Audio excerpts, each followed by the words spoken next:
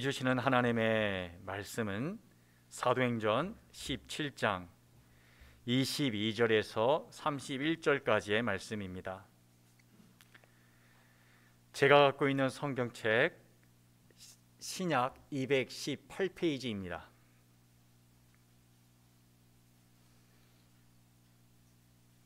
사도행전 17장 22절에서부터 31절까지의 말씀을 우리 교독하도록 하겠습니다.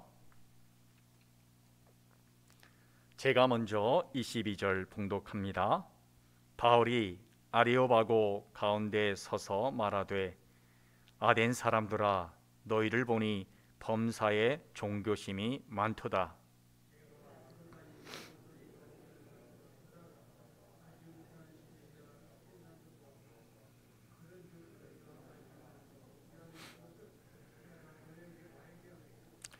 우주와 그 가운데에 있는 만물을 지으신 하나님께서는 천지의 주제시니 손으로 지은 전에 계시지 아니하시고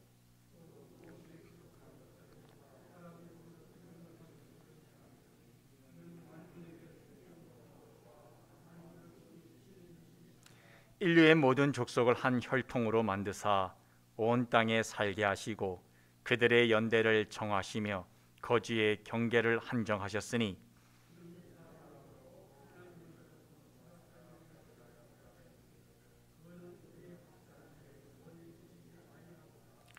우리가 그를 힘입어 살며 가동하며 존재하느니라.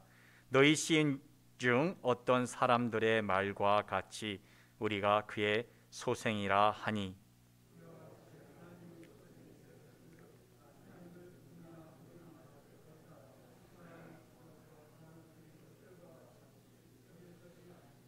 알지 못하던 시대에는 하나님이 간과하셨거니와 이제는 어디든지 사람에게 다 명하사 회개하라 하셨으니 이는 정하신 사람으로 하여금 천하를 공의로 심판할 날을 작정하시고 이에 그를 죽은 자 가운데서 다시 살리신 것으로 모든 사람에게 믿을 만한 증거를 주셨음이니라 하니라. 아멘.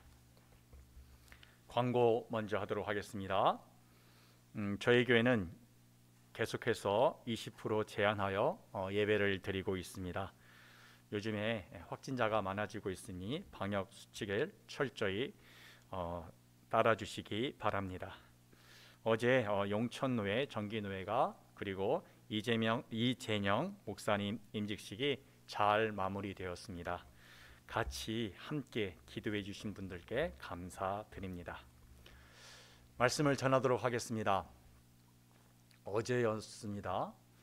제가 집으로 가는데 보통은 그냥 지나가는 화단의 꽃이 저희 마음에, 이 지친 마음에 다가왔습니다. 집을 향해 갈 때는 집에 가면은 정말 푹 자야겠다라는 생각으로 딱 가려고 하는데 그 꽃을 보니까 내 마음이 우리가 보통 리프레시라고 하는데 새로워지는 거예요. 그러면서 그냥 하나님께 감사했습니다. 야, 이렇게 꽃 한 송이, 이 꽃 한 송이를 통해서 지친 마음을 위로하시는 하나님 정말 감사하다라고 생각하며 여러 가지 생각이 들더라고요. 이 생명이라는 것이 혹은 생명의 기운이라는 것이 자기만 사는 것이 아니구나. 다른 사람들에게도 살게끔 힘을 주는 것이 이 생명의 기운이구나.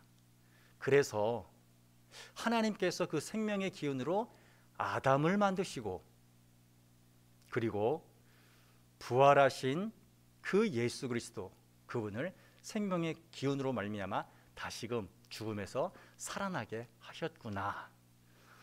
그러면서 이런 생각도 해봤습니다. 과연 나는 그 부활의 생명을 누리고 있는가?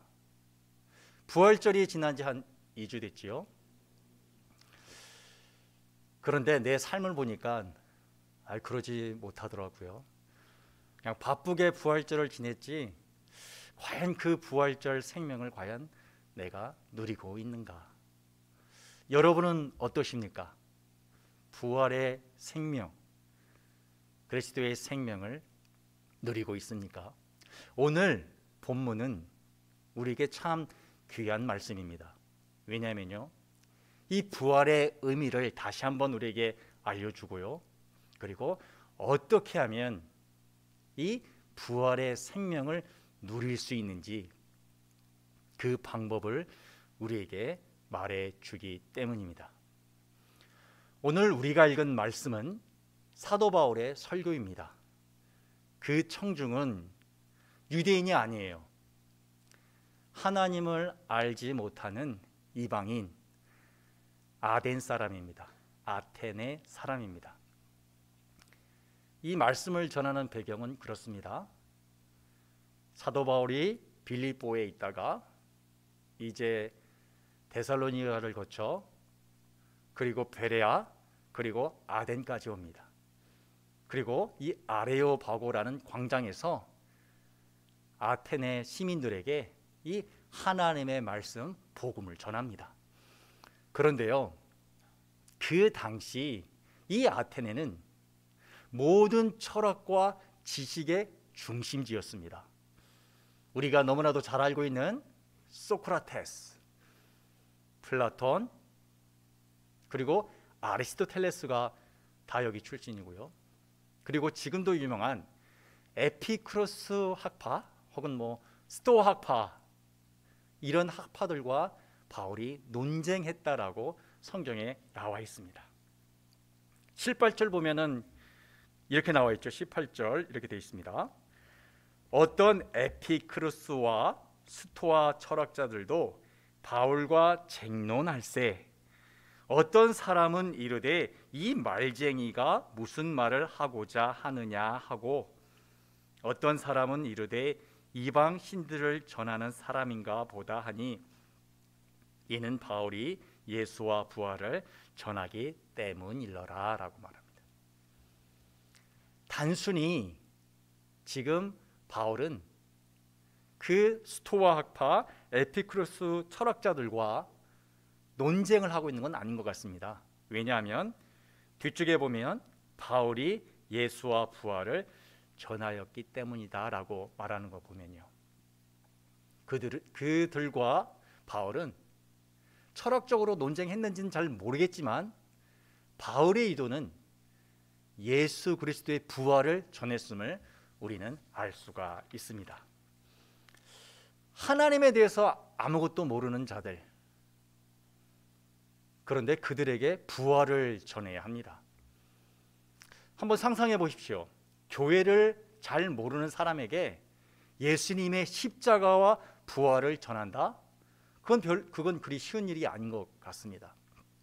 그런데 만약에 그 사람들이 조롱을 한다면 어떻겠습니까?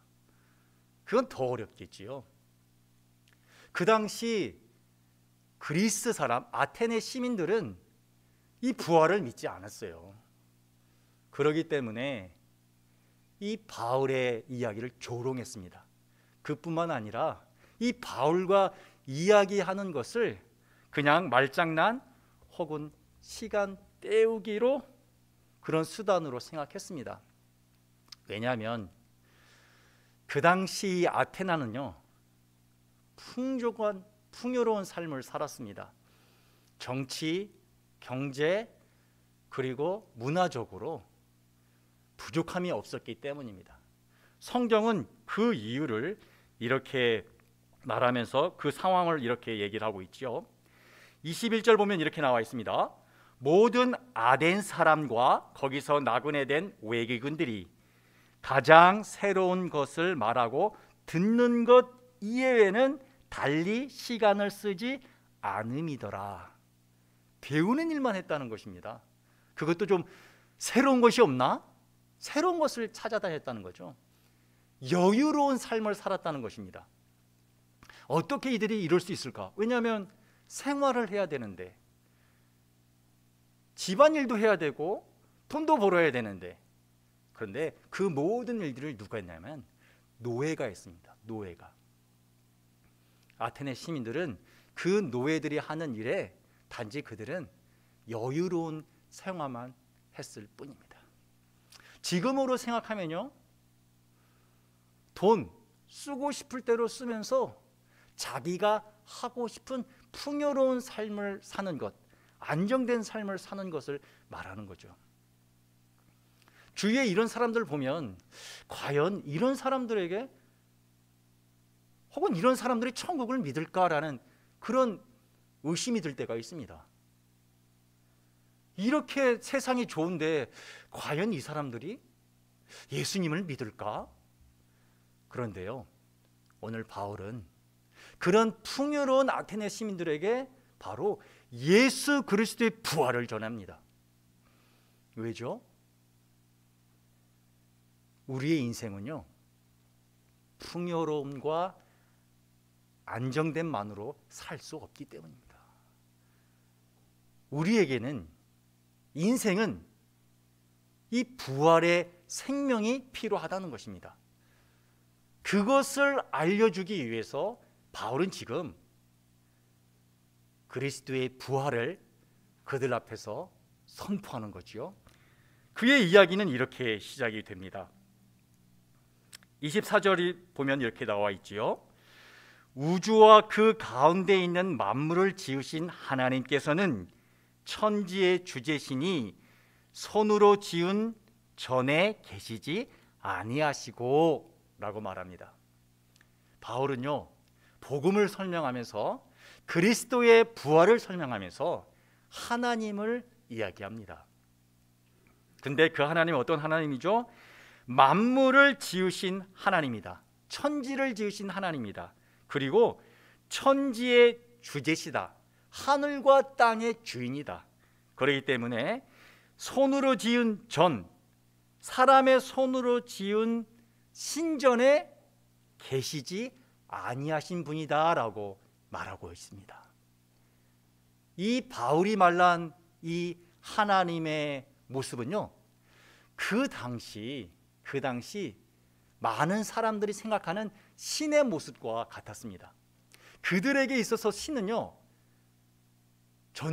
전지전능한 신이에요. 그렇기 때문에 그를 속일 수가 없어요. 신을 속일 수가 없어요. 단지 신의 노여움을 풀기 위해서는 제사를 지내는 수밖에 없어요. 뭐로써요? 한낱 연약한 피조물로서 그냥 제사 지내면서 신의 마음을, 분노를 달래는 수밖에 없었어요. 그런 하나님의 위엄, 어찌 보면 신의 위엄이죠. 그것을 말하고 난 다음에요, 바울은 25절에 또 다른 하나님의 모습을 말합니다. 우리 25절 함께 읽을까요? 또 무엇이 부족한 것처럼 사람의 손으로 섬김을 받는 것이 아니니 이는 만민에게 생명과 호흡과 만물을 친히 주시는 이심이라. 예. 여러분 읽어 보십시오. 하나님이 무엇이 부족한 것처럼 사람의 손으로 섬김을 받으신 거 아니다. 하나님은 너희들이 원하는 그 제사 원하지 않는다라고 말합니다. 왜냐? 천지가 다 하나님 것이기 때문이다. 그런데 그 하나님께서 후반절 보면 뭐라는 거죠? 만민에게 생명과 호흡과 만물을 친히 주시는 분이다라는 거죠. 이 하나님은요, 그 당시 생각하고 있는 신의 개념과 다른 것입니다. 그들에게 신은요, 위험 있는 존재예요. 인간이 가까이 갈 수 없는 존재였죠. 근데 바울이 말한 하나님은 어떤 하나님이죠? 그런 위험도 분명히 있지만 그런 위험 있는 하나님께서 우리에게 오신다. 우리에게 오셔서 생명과 호흡과 만물을 친히 주시는 분이다라고 바울은 하나님께 소개를 합니다.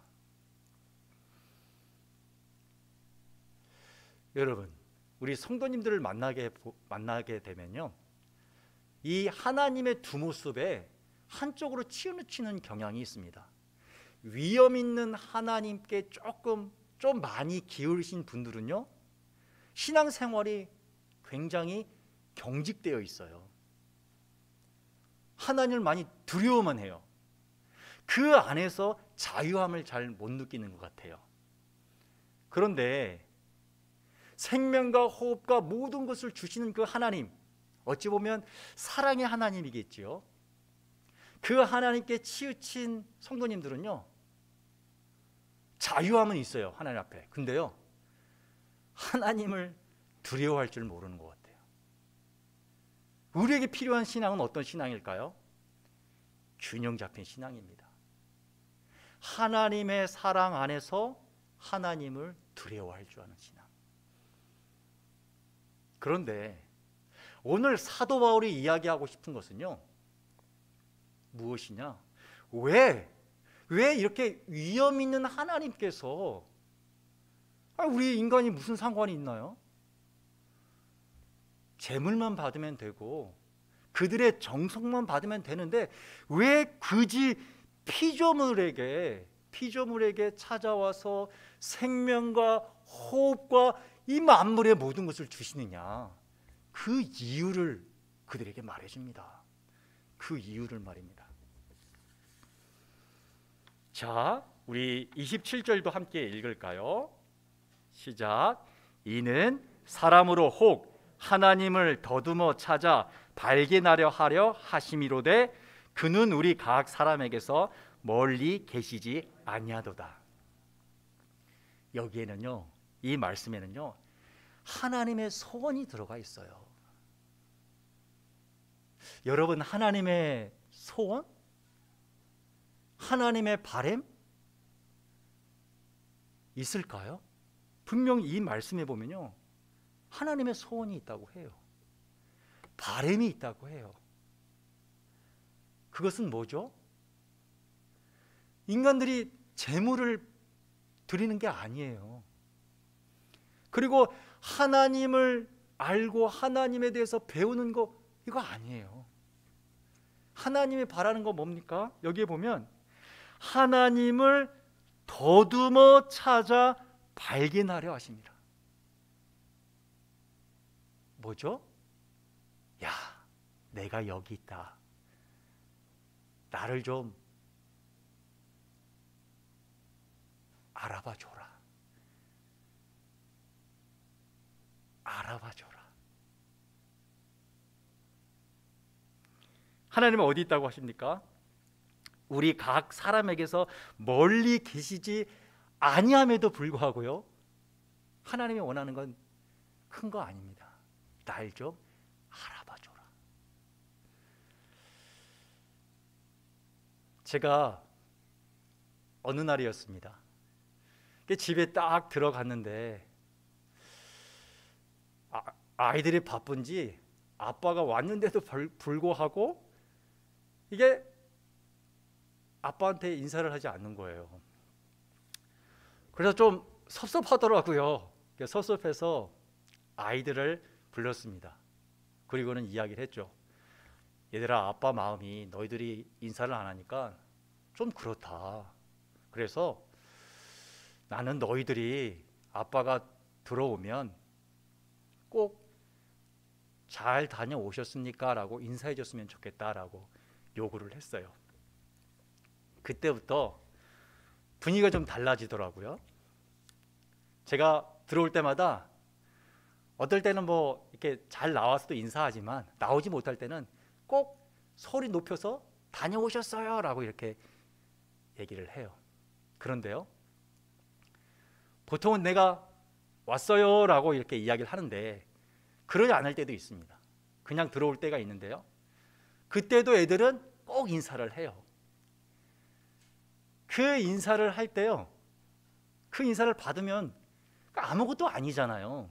근데 내가 정말 환영받는 느낌이 들어요.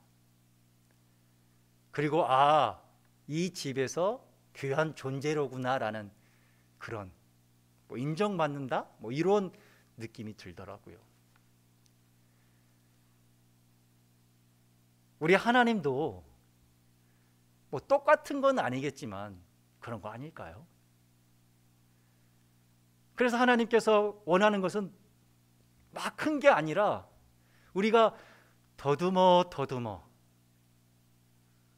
가정에서, 일터에서, 교회에서 내가 무엇을 하든지 관계없이 더듬으며 하나님을 찾는 것. 이걸 생각하면요, 우리가 그렇게 많이 외우는 데살로니가전서 5장 16절에서 18절 말씀이 충분히 이해가 됩니다. 그 말씀이 뭐죠?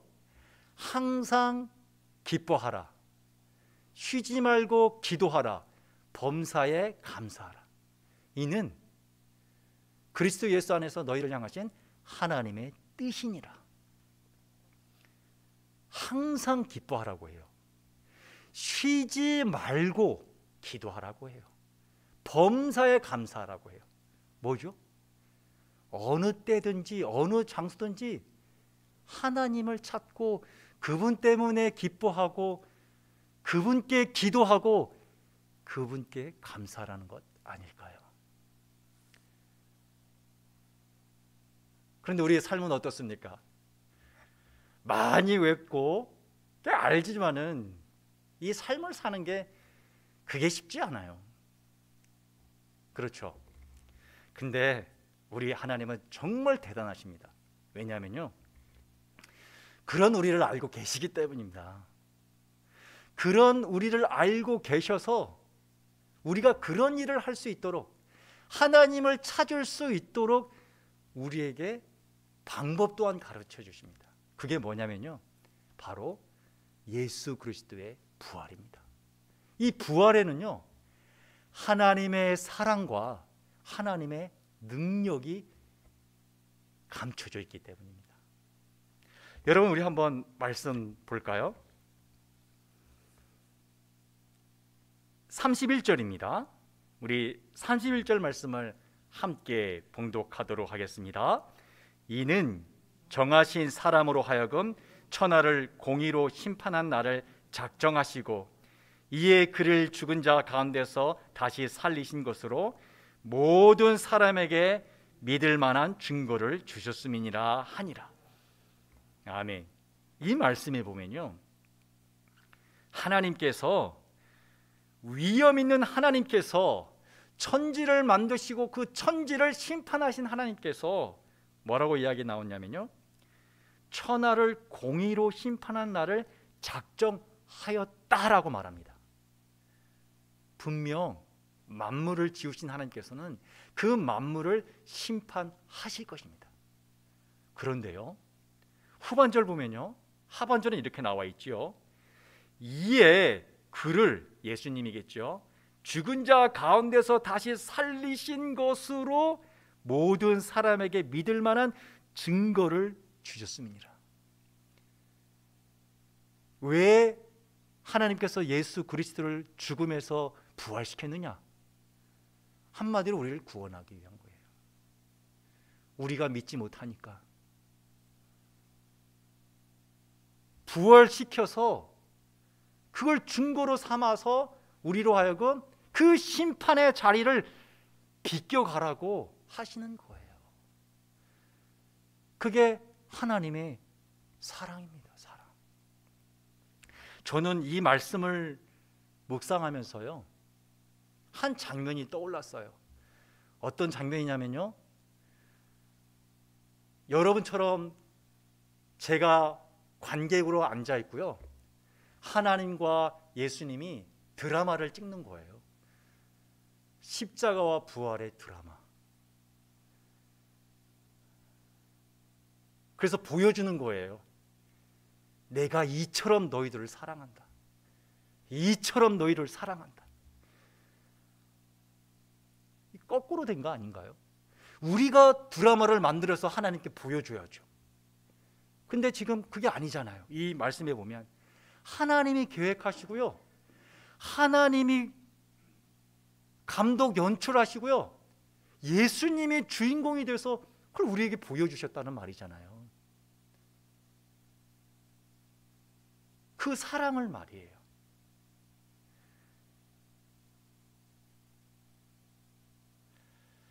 과연 우리 이 하나님의 사랑을 우리가 어떻게 누리고 있습니까?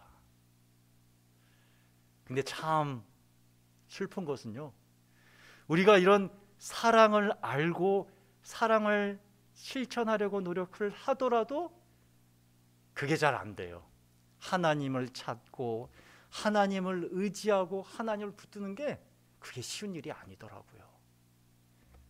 그래서 하나님은 이 부활에요, 이 사랑뿐만 아니라 또 다른 것을 주셨는데요, 그게 바로 하나님의 능력, 바로 성령님이에요. 제가 말씀 두 구절만 읽어 드릴게요.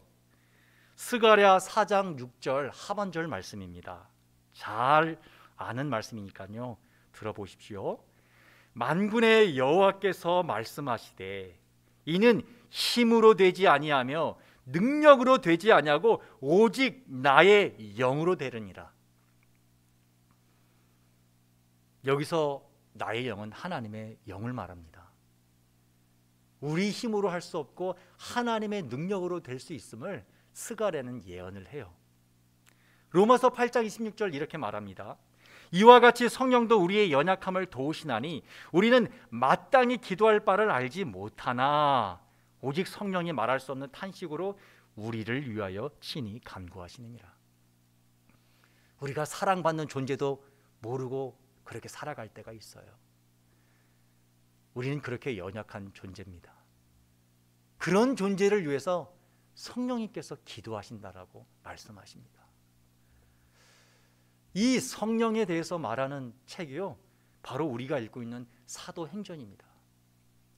이 사도행전을 보면요, 예수님께서 부활하시고 승천하신 후에 제자들에게 성령이 임합니다. 성령이 임해서 끝났다요? 아닙니다. 제자들을 통해서 하나님의 능력이 나타남을 우리는 잘 압니다. 따라서 우리가 알 수 있는 게 뭐죠? 아, 하나님을 더듬어 이 찾는 것이 우리의 능력으로 되지 않는다는 거예요. 우리의 능력으로는 안 돼요. 우리가 성령님을 의지하고 그분을 따를 때 우리는 그 하나님을 찾을 수 있는 거예요. 항상 기뻐하라, 쉬지 말고 기도하라, 범사에 감사하라. 이게 우리가 고백하기 쉽지만 우리의 삶에서 적용할 때는 이게 우리 힘으로 안 된다는 거예요. 성령님을 의지할 때야만 가능하다는 거예요. 그러기 위해서 하나님께서 우리에게 이 귀한 성령님을 보내주셨다는 겁니다. 또한 우리가 귀한 존재를 모를 때에도 성령님을 통해서 하나님은 야, 너 귀한 존재야. 너 세상이 말하는 너가 아니야.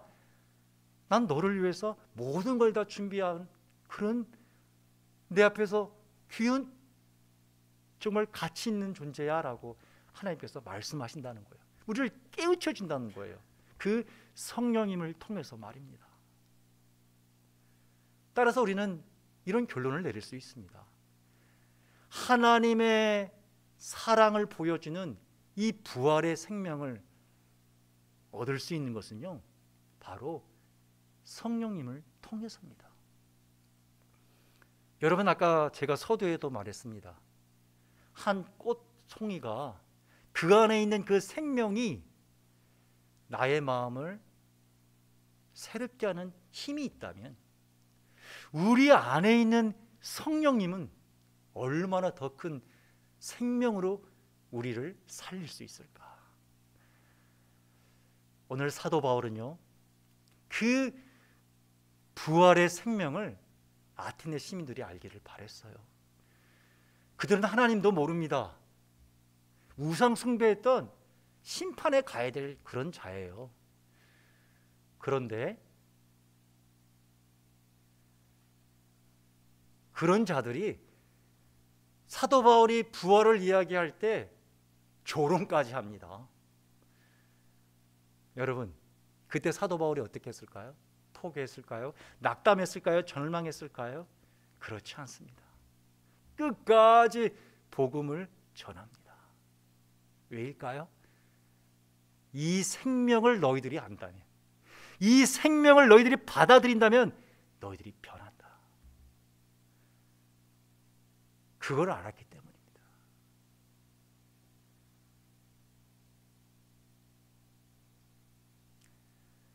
우리는 어떻습니까? 누군가가 우리 교회 가는 것을 좀 부정하거나 혹은 안 좋게 말할 때 우리는 혹시 움츠려들고 있지는 않습니까?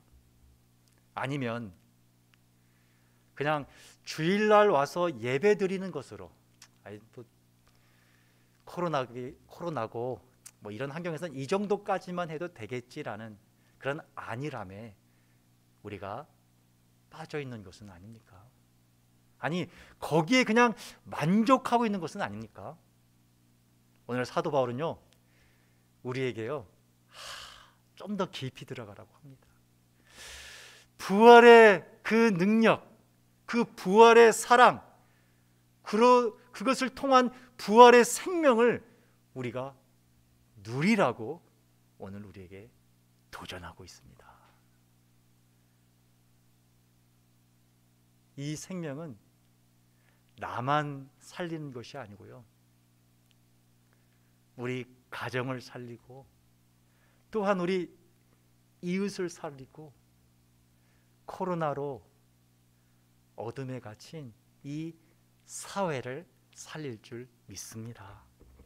우리 모두가 그 일을 감당하는 복된 사명자들 되기를 간절히 소망합니다. 기도하겠습니다.